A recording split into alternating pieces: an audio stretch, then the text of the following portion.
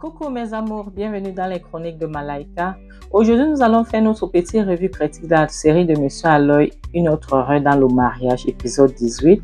Donc, ça commence avec Angèle qui retrouve sa belle-mère dans la cuisine qui veut faire le petit-déj.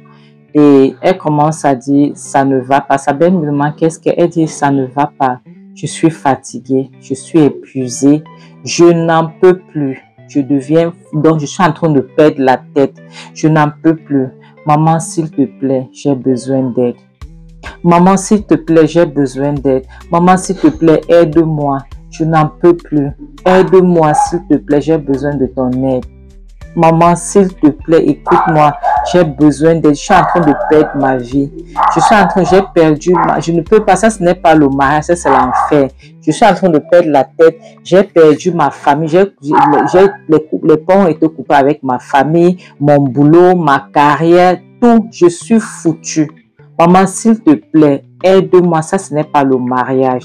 Ça, c'est l'enfer. Je n'en peux plus. Je suis en train de perdre la tête. J'ai besoin d'aide. Maman, s'il te plaît, j'ai besoin d'aide. S'il te plaît, fais quelque chose avant que je perde la tête. Je n'en peux plus. Regarde-moi, je ne ressemble à rien. Je ressemble à rien. Sa belle-mère dit non. Il n'y a que toi tu peux t'aider toi-même. Si ça ne va pas, si tu vois que c'est en train de te traumatiser, tu demandes le divorce, tu t'en vas. Si ça ne va pas, va-t'en. Ne reste pas là, ok? Si ça ne va pas, tu as le droit de t'en aller. C'est ton droit. Tu ne peux pas rester dans quelque chose qui te tourmente autant. Regarde comment tu es. Tu ne peux pas, si tu vois que tu n'es pas heureuse dans ce foyer, tu quittes le foyer, ok? Tu demandes le divorce et tu t'en vas. Elle dit, je ne peux pas. Angèle dit, je ne peux pas, maman. Si je pars, ma vie est plus foutue. Et si je reste, je suis foutue. Tu vois, parce que ma carrière est foutue. Donc, tu vois, je ne peux pas partir et je ne peux pas rester. Sa belle-mère ne comprenait pas ce qu'elle était en train de raconter. Elle dit, maman, je suis foutue. Je ne peux pas. Je ne peux pas quitter mon mari. Et si je reste, ma santé mentale, je ne sais pas si je pourrais tenir. Ça m'a dit, mais qu'est-ce que tu racontes? Explique-moi, je ne comprends rien du tout. Qu'est-ce que tu ne vas pas? Elle essuie dans ses larmes. Elle dit, ok. Tout a commencé pendant notre nuit de noces, tu vois. Et mon mari a décidé que pour pouvoir immortaliser dans ce moment intime, tu vois, il fallait qu'il filme notre moment intime. Et ça m'a ouvert grand les yeux. Et maintenant, mon mari est en train d'utiliser ces vidéos pour me faire le chantage. Il me fait chanter avec ces vidéos. Il me dit, si je le quitte, il publie les vidéos. Et maman, je représente beaucoup de marques, tu vois. Je ne peux pas. Si ma nudité sort là dehors, ma vie est foutue. Ma carrière est foutue. Je ne pourrais plus rien faire. Je n'aurais plus rien. Je n'aurais plus de boulot. Je n'aurais plus rien. Ma vie serait foutue. Donc, justement, c'est pour cela que je ne peux pas sortir. C'est pour ça que je ne peux pas partir de ce mariage. Maman, où tu me vois là, je suis finie. Je suis finie. Parce qu'il est en train de me menacer avec. Il est en train de me faire chanter avec ça. Donc, c'est pour ça que tu vois, tout ce que je traverse, je reste dans ce foyer. Je ne peux pas partir. Sa belle-mère me demande que c'est quoi, c'est quelle histoire ça? Qu'est-ce qui ne va pas avec vous les jeunes? Pourquoi est-ce que vous trouvez toujours important de porter le téléphone et faire les vidéos pendant les moments intimes? Qu'est-ce qui ne va pas avec cette jeunesse? Qu'est-ce qui ne va pas avec vous? Ce n'est pas possible. Pourquoi est-ce que tu l'as laissé faire ça? Pourquoi est-ce que tu as Comment? Pourquoi? Elle dit non, c'est mon mari. Il a insisté. Il a insisté que il voulait immortaliser le moment et je ne pouvais rien faire. J'ai refusé, j'ai tout fait, j'ai refusé, mais il a insisté que c'est pour se rappeler de temps en temps, pour regarder ça et tout. Mais je ne pouvais même pas imaginer qu'il allait utiliser ça un jour pour me faire chanter avec. Malheureusement, c'est ce qu'il est en train de faire aujourd'hui et ma vie est foutue. Je ne sais plus quoi faire, maman. Je suis désolée, c'est ton fils. Je ne sais plus quoi faire où je suis là. La maman dit, mais je dis, je ne comprends pas. Pourquoi est-ce que tu as accepté? Elle dit, maman, je ne pouvais pas refuser. Il a insisté. Il a insisté. La maman demande pourquoi est-ce que vous ne pouvez pas garder certains moments intimes? Pourquoi est-ce que vous croyez toujours qu'il faut toujours capturer les moments intimes et ainsi? Est-ce que tu as un jour pensé que ça pouvait être là-bas dehors? On s'en fiche si c'est ton mari ou pas. Tu n'as pas le droit de laisser quelqu'un s'immiscer dans ta vie privée comme ça. Ta nudité est sacrée pour toi. Ton mari n'a pas le droit d'imposer, tu te dis qu'il va à tout prix voir ta nudité. Non. Pourquoi est-ce que tu as accepté? Qu'est-ce qui ne va pas avec vous, la jeunesse d'aujourd'hui?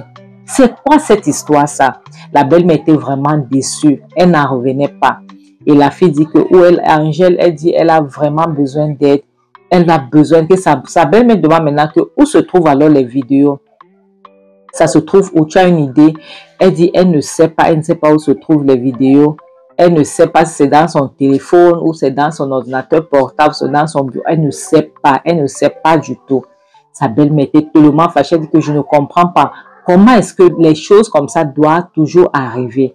Même si c'est ton époux, que vous êtes marié depuis 100 ans, tu n'acceptes pas ça. Ça, c'est ta vie privée. Ça, c'est ton intimité. Tu ne devrais pas accepter cela. Mais maintenant que cela ne tient, ça arrivé. Il n'y a pas de problème. Calme-toi. Angèle demande que maman, comment est-ce que je pourrais rester calme? Comment est-ce que je peux me calmer? Elle dit, tu dois te calmer.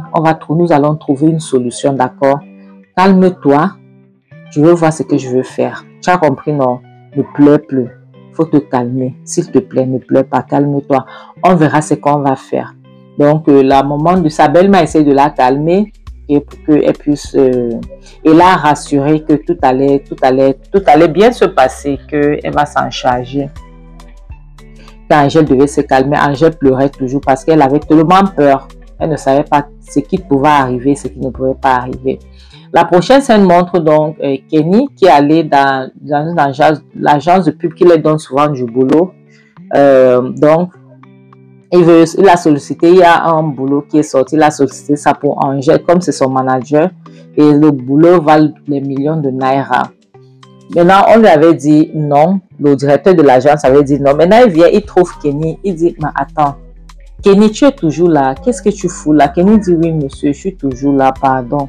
J'ai vraiment besoin de ce boulot, j'ai besoin pour que ça puisse vraiment relancer la carrière d'Angèle. Franchement, elle traverse des périodes très difficiles. Il dit, écoute-moi, je ne veux pas que ce qui se passe la dernière fois qu'elle est venue ça avec les bleus, je ne veux pas voir ça. Je ne veux pas que le client voit ça. Fais tout pour qu'elle soit là demain soir. Et fais tout pour qu'il n'y ait pas de bleu sur elle. Je ne veux pas voir les bleus. Arrange-toi, c'est pour faire le maquillage. Kenny dit, sans problème, boss. Sans problème, ne parle plus. Il dit, je ne veux pas, ne me déçois pas. Parce que ça, je ne joue pas avec mon travail, tu le sais. Ça vale les millions de dollars. Ça, c'est un gros marché. C'est un très gros marché. Et que moi, je voudrais vraiment que ça soit Angèle qui fasse ça. Mais, je répète encore, je ne veux pas voir ce que j'ai vu ici la fois dernière. Qu'elle vient avec les bleus partout, je ne veux pas. Arrange-toi à ce qu'elle soit là et elle soit bien propre. Est-ce que c'est clair? Il dit oui monsieur, merci beaucoup. Je vous rassure que je ferai des dons. Elle serait là demain soir. Et elle sera propre, pas de problème. Sans problème. C'est promis, c'est promis. Je te promets. Il dit ok. Il n'y a pas de... Le boss dit ok, il n'y a pas de problème. S'il te plaît, fais comme tu veux. Mais fais en sorte que je ne puisse pas être déçu. Donc, Kenny lui a rassuré que non, c'est bon. Il ne serait pas déçu. Il serait là avec Angèle. Et Kenny était très content parce qu'il disait que vraiment, ça, ce sera un gros marché. Et ça sera un bon marché pour eux. Angèle et lui. Maintenant, comment il dit, je parle même comme ça. Je vais faire comment pour la faire, pour la rencontrer. Elle n'a pas de téléphone. Son téléphone ne passe pas. Je vais faire comment? Après, il dit, dis donc, je dois me battre. En tout cas, ça, c'est un gros marché. C'est un marché dont je ne peux pas laisser tomber. La prochaine scène montre la mère de Kizito qui ouvre la porte. Et voilà Clara. Clara, c'est la petite soeur de Kizito qui arrive. Sa mère l'avait appelée dans un épisode. En fait, l'épisode où elle est arrivée, elle avait passé un coup de fil. Et puis, donc, c'était à elle. sa maman était contente de voir Clara. Maintenant, Clara dit, il doit vraiment faire gaffe parce qu'il ne veut pas que l'histoire se répète. Je ne sais pas de quelle histoire qu'il parle toujours, que l'histoire ne doit pas se répéter. Clara dit, maman, donc c'est sûr que Angèle est enceinte. Elle dit, oui, Angèle est enceinte. Et nous devons tout faire pour que l'histoire ne puisse pas se répéter. Sa maman dit, oui, tu as raison. Nous devons mettre nos têtes ensemble pour pouvoir gérer cette situation et on doit essayer de voir ce qu'on va faire pour la santé mentale de Kizito. On doit le mettre, il doit être confié dans un hôpital psychiatrique parce que ça ne peut plus continuer comme ça. Kizito doit être arrêté. Donc on doit arrêter ces conneries. On doit arrêter ces conneries. Ça doit s'arrêter. Nous ne pouvons pas rester comme ça parce que on ne sait pas ce qui va se passer. L'histoire ne peut plus se répéter. La prochaine scène nous montre Kenny qui allait voir Chioma pour essayer de voir comment est-ce qu'ils vont faire parce qu'il a expliqué à Chioma que il y a un marché qui vale les millions de naira et il faut que Angèle fasse la publicité de ce marché. Elle doit prendre les photos et tout.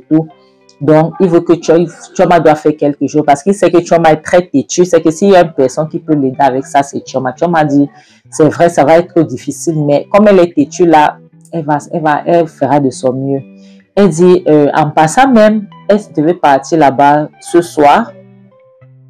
Mais ce qu'elle va faire, c'est qu'elle ira là-bas tout de suite. Elle ne peut pas attendre le soir parce que c'est urgent, c'est tellement urgent.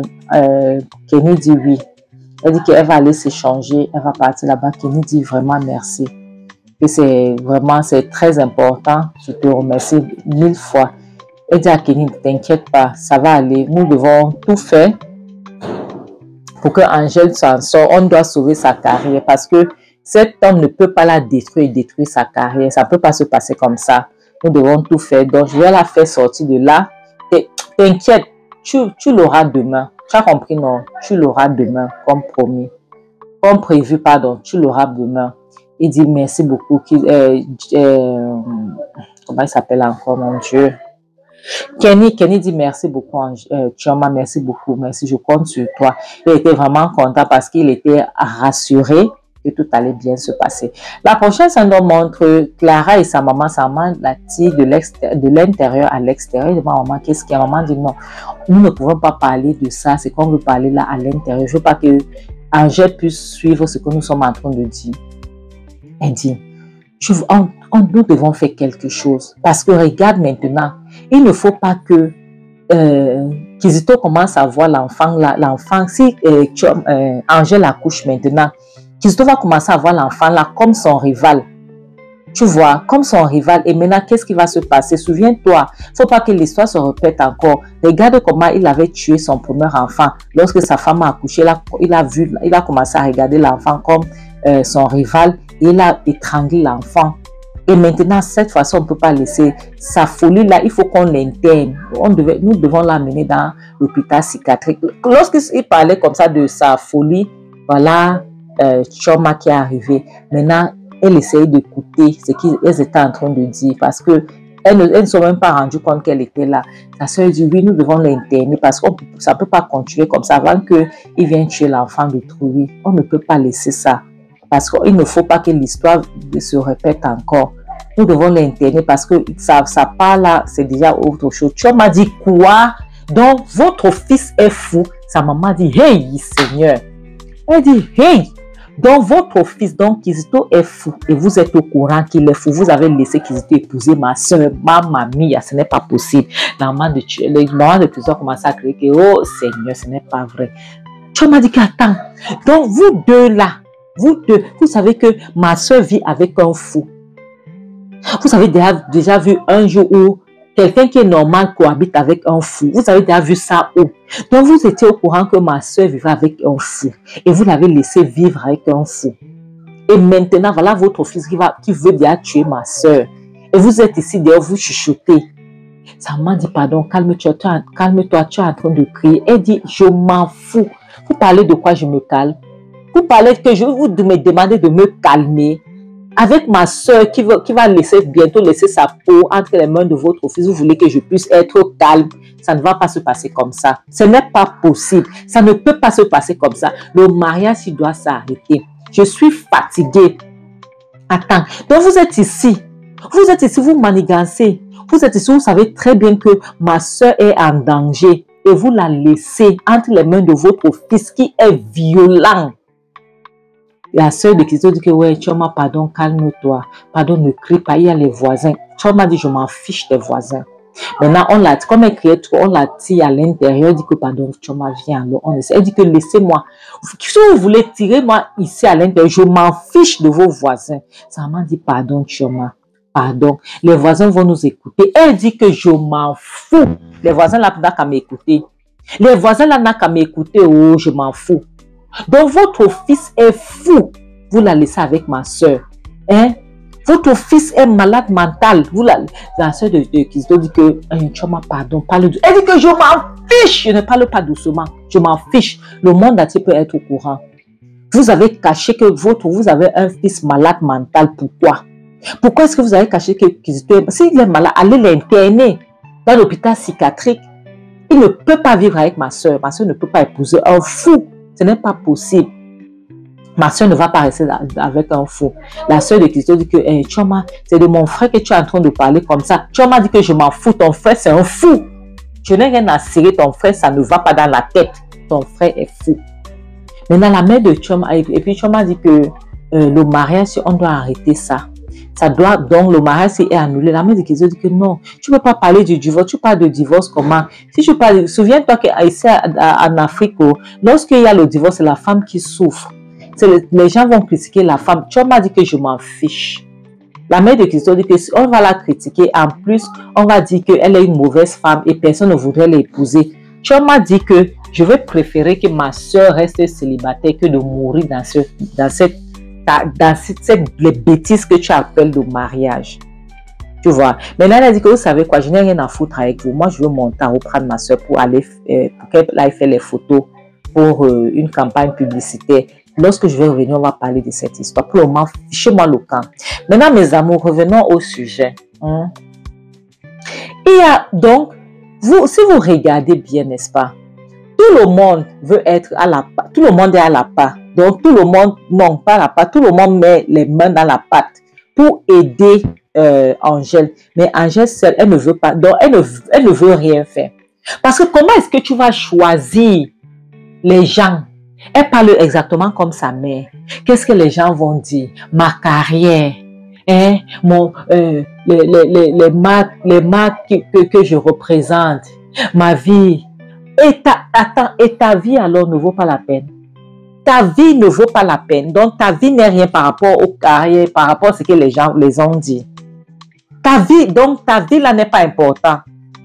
Et voilà qu'on dit, souvenez-vous l'épisode précédent, Kizito dit à sa maman que maman, l'enfant là va être un problème. Mais tu vois, non, l'enfant là, il avait le couteau. Elle me dit que l'enfant là va être un problème. Tu ne vois pas, sa maman, il dit jamais l'enfant n'a pas. Maintenant, sa maman a réagi de la sorte. Pourquoi? Parce que Kizito, apparemment, a étranglé son premier enfant que sa femme a accouché parce qu'il voyait l'enfant comme un rival. Oui, il voyait l'enfant comme un rival qui veut venir prendre sa femme entre ses mains. Donc, imagine un homme comme ça. La famille de Kizito est trop méchante, mes amours. La famille de Kizito est méchante. Parce que Kizito, apparemment, il a tué son enfant. Il a tué sa femme.